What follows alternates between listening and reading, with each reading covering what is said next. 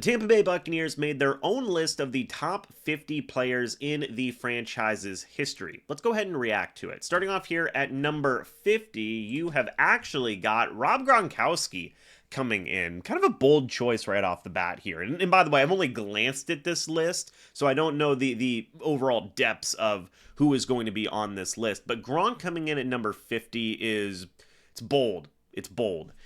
His impact in 2 seasons was great enough to get him into the top 50. I mean, he was a big contributor to that Super Bowl season in 2020. Feels a little bit like recency bias in my opinion. I'm curious to see who else is on the list because right now it's like I can't name anybody off the top of my head who's like, well, why isn't this person on the list? Or why isn't this person on the list? So let's just kind of keep on going, see how the rest of this list shakes out. Number 49 is Martin Gramatica. That one's interesting because I feel like there's a lot of fans who still hold like a really soft spot for Gramatica in their hearts in terms of like, oh, that dude was so great. Come on, like, what are we talking about here? He was a very good kicker during the Bucs Super Bowl run. I personally tend to believe he's a little bit overrated, but he is the team's all-leading scorer with 592 points. It's pretty good. Right? That's pretty darn good. He was with the team for only a few years as well. So the fact that he is the, one of the leading scorers in franchise history is pretty good. Maybe he's not overrated. I don't know, man.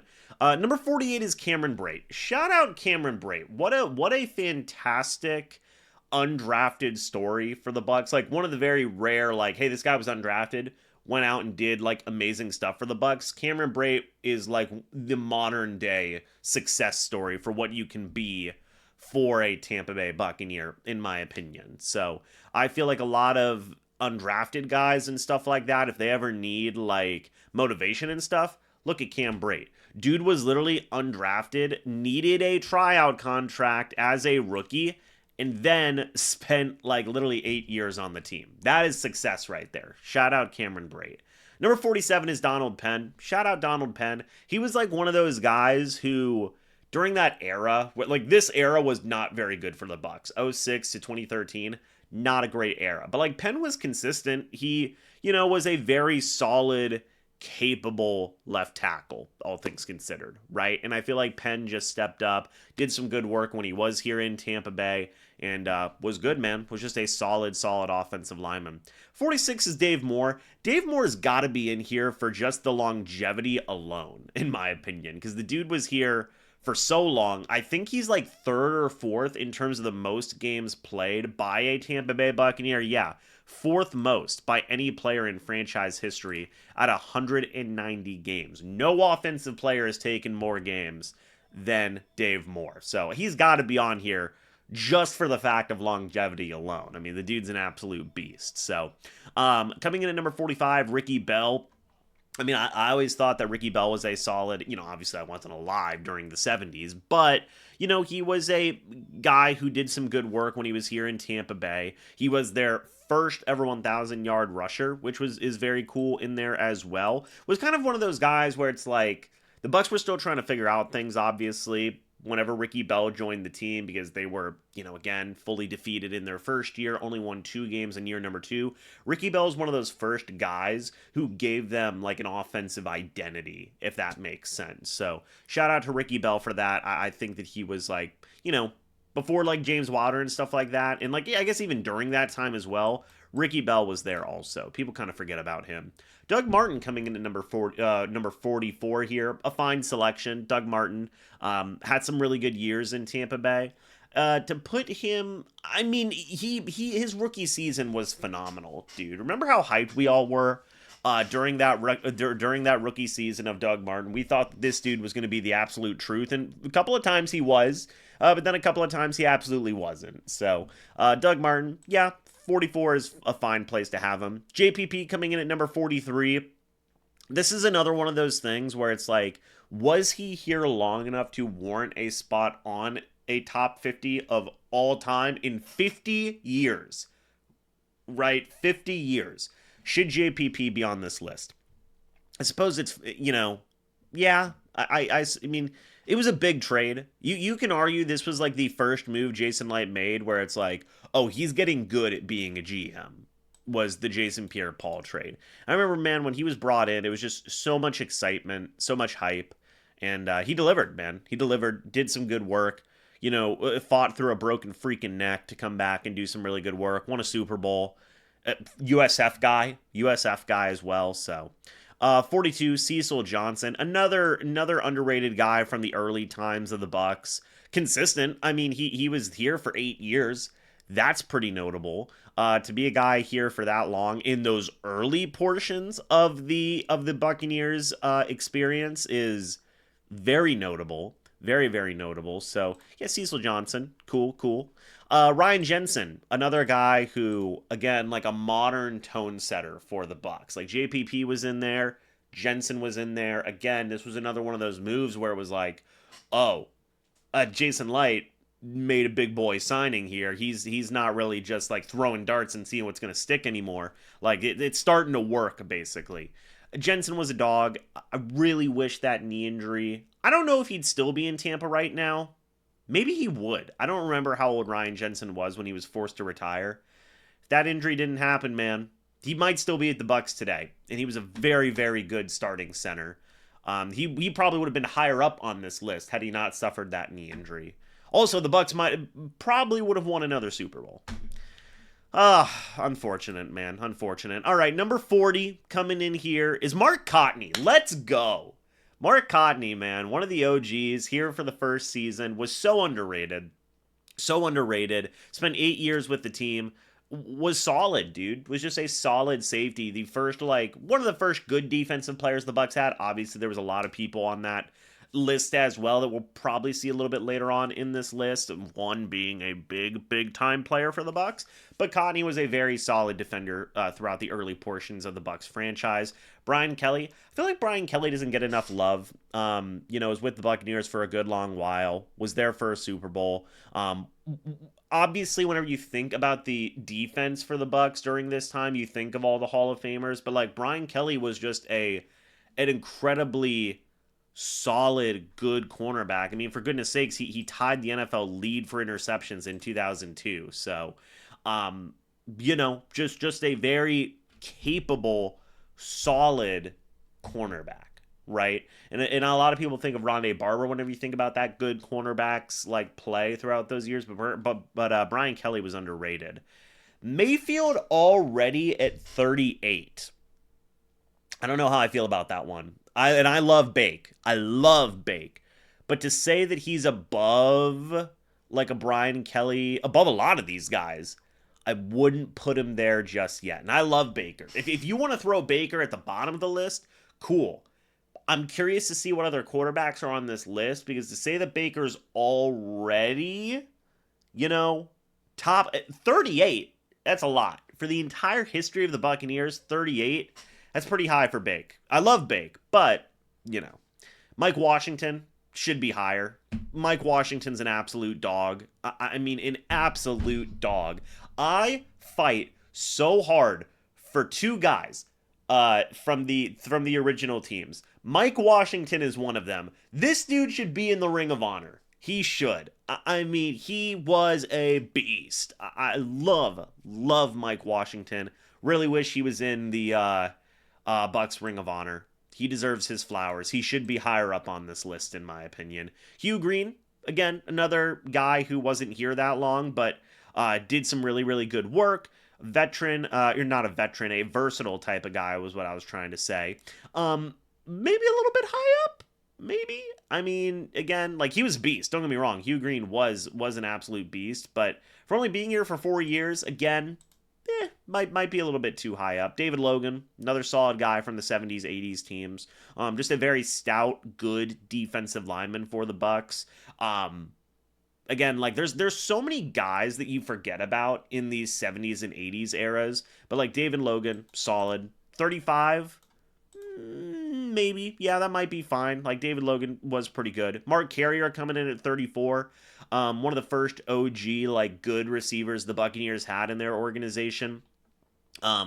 So he was very, very good in there as well. Left the organization as the record holder for career receiving yards. Yeah, I mean, he had 1,422 receiving yards in 1989.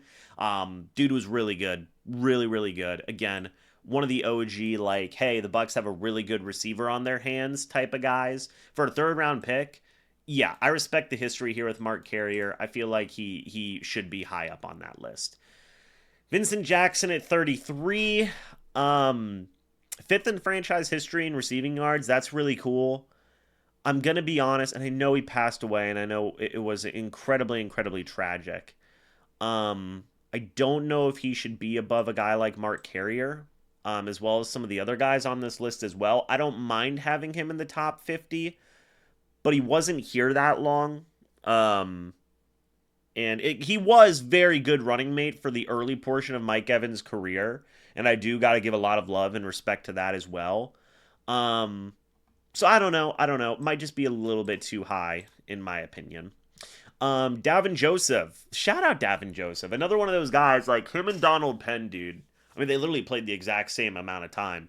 But when you think of, like, this era, like, end of the John Gruden era, going into the Raheem Morris and Greg Schiano stuff, like, Davin Joseph was a consistent presence. Donald Penn was a consistent presence as well. I mean, Davin Joseph was solid. Does he deserve? I feel like he should be lower though. Maybe like in that same tier with Donald Penn. But he was selected. He's the only Buccaneers guard to be selected to multiple Pro Bowls. So I guess that is a great thing as well. I met him one time. His hands were as big as freaking baseball mitts. I remember that. The dude was just absolutely insane. Maybe this is a justifiable spot, but feels a little bit too high in my opinion. Joey Galloway coming in at number 31. Okay, interesting note here with Joey Galloway. Again, wasn't here that long, but still had some good moments here with the Buccaneers. Did some really, really good work in the like post Super Bowl offense with Gruden and stuff like that. Still felt like he was like, hey, this guy's still really good, but like obviously towards the end it was like, yeah, this guy's like, getting past his prime type of thing is what I remember with Joey. But still a solid receiver. Don't necessarily know if he should be above like a Mark Carrier, but it's still a fine guy. 30 to 21. Let's see here. Ali Marpet, this one is pretty justifiable. He did win a Super Bowl, was really solid. He retired too soon. He did. In fact, he would probably still be with the Bucs today. Probably. The dude was an absolute beast. Again, one of those guys that just retired too soon. Respect his opinion, or his decision to retire. I don't think that that's very bad at all. The fact that he did retire a little bit too soon, I don't know if I'd have him up at, say, like number 30. Again, I feel like maybe recency bias ties into that, but he did win a Super Bowl. So, I mean, Marpet is a beast. He is an absolute beast. Cedric Brown. This is my other guy. This is my other guy that I just like clamor for to be in the Ring of Honor. Him and Mike Washington. Love that Cedric Brown's all the way up here at 29. Respect to Cedric. Okay, respect to Cedric. The dude was a beast whenever he was with the Bucs. Again, him, Mark Cotney, Mike Washington, studs, right? Like you had the essence of a good defense there. So 29 is a fine spot for me. I'm a big fan of Cedric Brown. I wish he was in the Bucs Ring of Honor. Maybe one day. Brad Johnson at 28. You know what? I mean, that's tough. He did win a Super Bowl. He did. He wasn't here that long. He felt like a game manager, but he was a good game manager. He did enough to help you win a freaking Super Bowl, right? So, I mean, it's fine. He did win a Super Bowl. And obviously they're putting a lot of stock into guys who were here on these Super Bowl teams. I don't know. Maybe put him a little bit lower. 27, Kevin House, another really, really good wide receiver. Again, him and Mark Carrier were the first like OG good receivers. Kevin House obviously was fantastic. Mark Carrier did break his records. But Kevin House was still incredibly solid. Honestly, to like be like the first great Bucs wide receiver to have him this high up, it's fine in my opinion for the historical relevance. Antoine Winfield Jr. coming in at 26, too high. It's too high. He's good. 26 is way too high in my opinion. If you want to have him down like in the 40s, probably towards that 50 mark, I can live with that.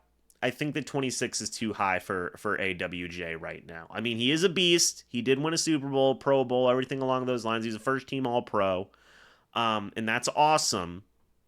I just don't think he's done enough yet to be like all the way up here. And like whenever you think of historical relevance, which is like a big thing for me, AWJ, like he hasn't had enough historical relevance to the overall makeup of the Buccaneers franchise yet. Donnie Abraham comes in here at number 25. Another really solid cornerback. Again, he just missed that Super Bowl, right? But Donnie Abraham did some really, really good stuff as well. Another just great piece of that late 90s, early 2000s defense coming in at number 25. 24 is Vita Vea. Honestly, is 24... It feels fine. It feels fine to have Vita Vea here. I think he's been here long enough to where it's like, hey, the dude's putting in a lot of work. He's just an absolute beast. He's a franchise-changing player, right? Like, I really do believe that. So, like, honestly, to have him in the top 25, I don't think is that crazy for Vita Vea. I can get on board with that. Shaq at number 23. Now, that's coming off of the, like, it's got to be just because of the 19.5 sack season, which is why he's that high up there, right? He has the franchise record for sacks in a franchise history in a single season. Broke Warren Sapp's record. That's a tough one. It's a franchise record. Like, it matters. And it's probably going to be a franchise record that very well may never be broken. That may never be broken. I don't know. What do you guys think? Let me know. That one's iffy for me. Sheldon Quarles. Shout out Sheldon Quarles, the always underrated linebacker whenever we think about that Super Bowl defense in 2002. Dude was a beast. I mean, dude was very solid, did some good work, still with the organization today in a front office role. Like, he's Mr. Tampa Bay Buccaneer, in my opinion. My man never left.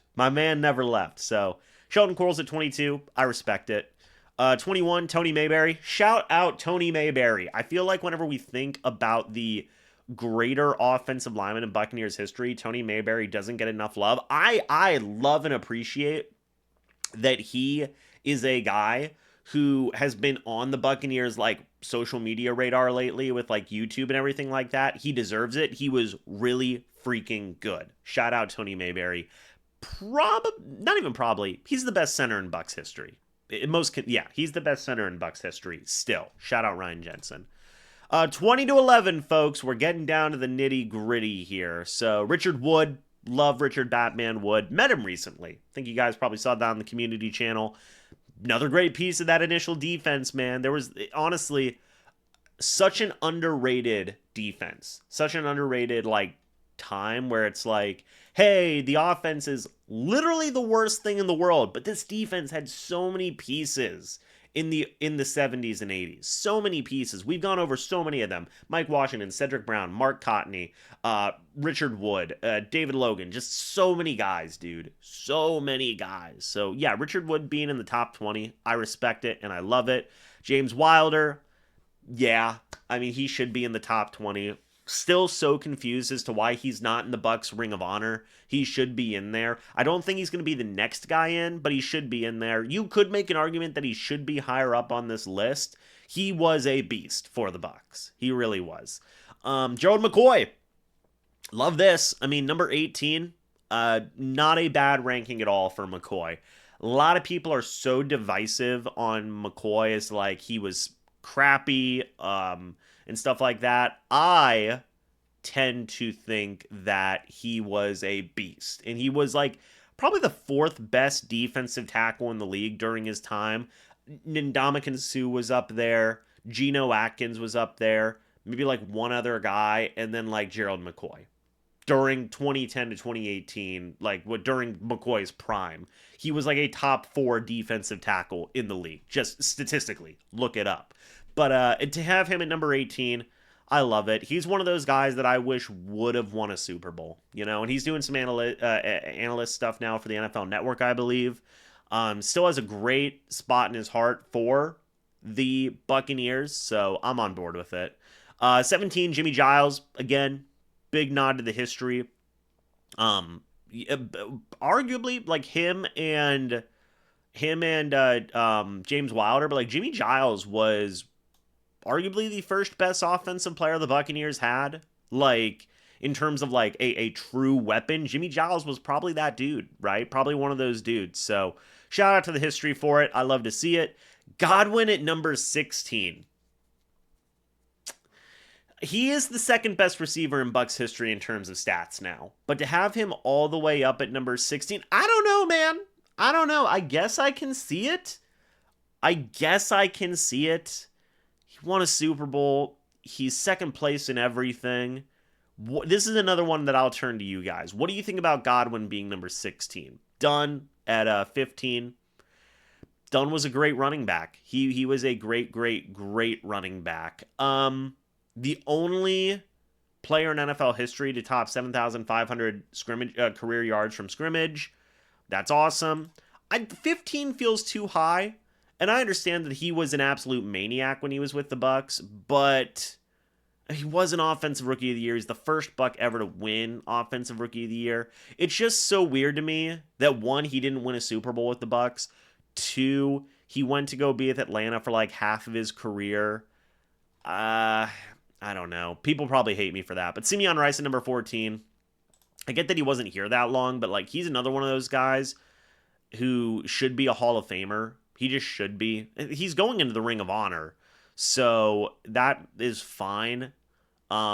He should be a Hall of Famer. So you know what? Having him all the way up here at 14, I get it. It makes sense. Doug Williams, I'm cool with it. Should have been in Tampa Bay longer if Hugh Culverhouse was not Hugh Culverhouse. He was the first franchise quarterback for the Bucs. He was. And he should have been this team's franchise quarterback for a long time. Like, basically through the 80s, he should have been here. But we didn't get that. He went on to go win a Super Bowl. It was a darn shame. I like that Doug Williams is up this high. Hardy Nickerson at 12. Another fine selection. Again, another just absolute beast for the Bucs. Again, was not here long enough. Wish he would have been here longer, but he had 6 good years in Tampa Bay. It was fantastic during his time here. Paul Gruber. Shout out Paul Gruber. You could still make an argument that Gruber should be like in the top 10. I personally think he probably should be. He's an absolute beast. He's in the Ring of Honor. I can't remember. Is he a Hall of Famer? If he's not, he should be. What are we doing with... is Paul Gruber a Hall of Famer? I can't remember if he's not. That's a darn shame. That's a darn shame. I mean, the dude was a beast when he was with the Bucs.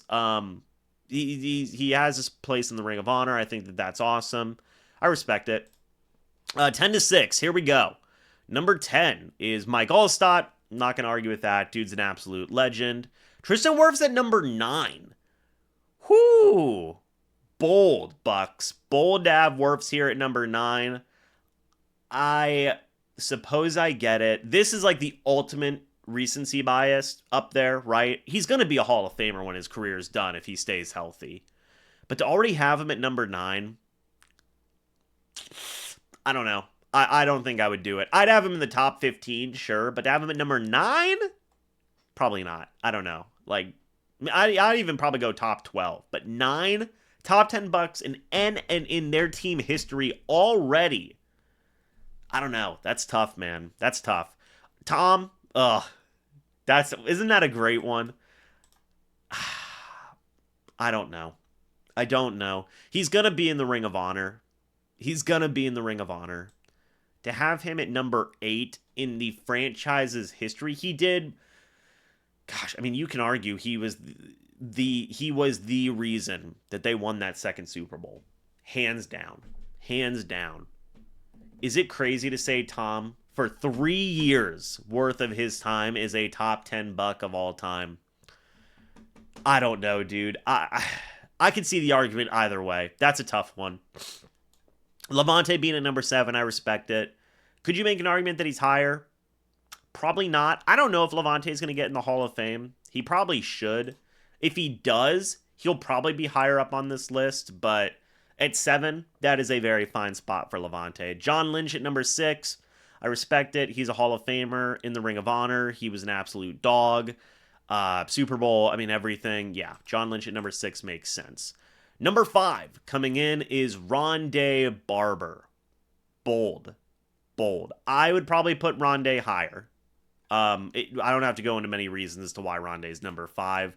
Number 4, Mike. Dude. But we're gonna think about this, okay? We're gonna think about this. I'll give my top 5 at the end here. Number 3, Warren Sapp. It's pretty good. Number 2, Leroy Selman. Dog. He's just a dog. And number 1, Derek Brooks.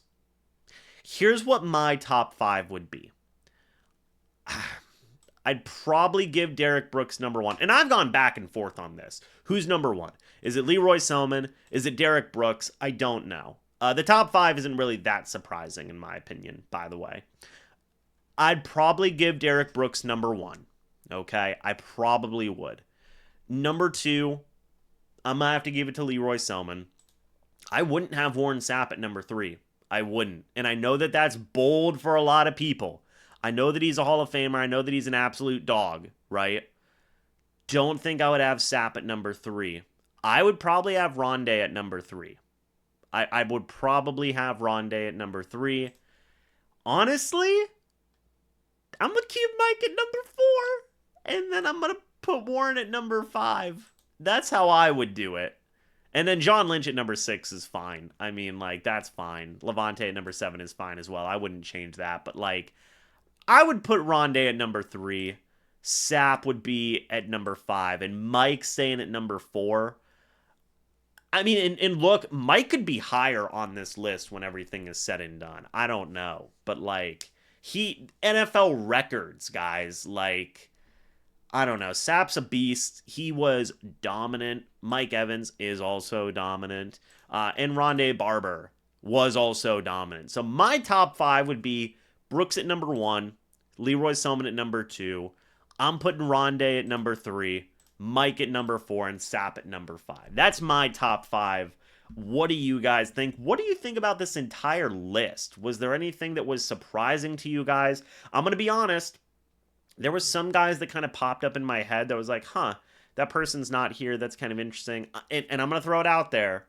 Jameis not being there, he's still the franchise record holder for all the passing stats. And I get it. He didn't make the playoffs or anything, but he still holds all the franchise records. You could have at least thrown him in at number 50. I mean, come on now. I don't know. I mean, like, are there any other Bucs where it's like, how could he not be here? Let me just go to like approximate value. Hardy Nickerson was there. Donovan Smith shouldn't be there, so I mean, like, that's probably fine. Like, you could have maybe thrown him in there at like the low 40s. I don't know. Cecil Johnson, another really good player during those 70s. DeMar Dotson was there for 10 years. You know, maybe you could throw him in there. Will Golston put in so much time just in terms of longevity. I mean, like, Will Golston is literally 5th in games for the Tampa Bay Buccaneers. If Dave Moore can get in there, why couldn't Will Golston? I think if Will Golston could have gotten in there for sure. I mean, really, there's a lot of different guys where it's like, maybe you could throw them in there. Maybe you didn't have to. I don't know. It's not... There's some stuff where I'm like, I don't know about all this, guys. But there's also some stuff in there where I'm like, yeah, it's fine. Like, it's solid. Brad Culpepper, you maybe could have thrown in there. He was a really good part of that late 90s defense. Vinny, I mean, like, he had historical, whatever the word may be. I was going to say historical reference, importance to this franchise. But again, it's the top 50 Bucs in franchise history, so... Keyshawn Johnson, I don't know. Pittman, do you want to throw... I mean, could you throw Keyshawn in there? Dewey Selman? What are we doing? Dewey Selman? Brother to Leroy? I don't know, man. I don't know. There was some stuff I would probably change on this list. Do you guys want to see me do my own top 50? Let me know. I'd love to hear about that. So, yeah, man. Very, very interesting. Let me know your guys' thoughts and opinions about this. We've been going for about a half hour now, so long video for you guys to watch. Get your popcorn, get your snacks. Or if you guys may have had a snack, may have had a drink. I don't know. Hopefully you had a good snack or a good drink watching this video. So let me know your guys' thoughts and opinions about this list down in the comments section below. I'd love to hear it. Hey, thank you guys so much for watching this video. Hope y'all enjoyed. And what are your thoughts and opinions on this list? I'd love to hear it. I'll probably post it in the comments, by the way, the entire list. So thank you guys so much for watching. Hope y'all enjoyed. And as always, guys, I'll see you all in the next video or the next live stream. But until then, and as always, guys, goodbye for now, and go Bucs.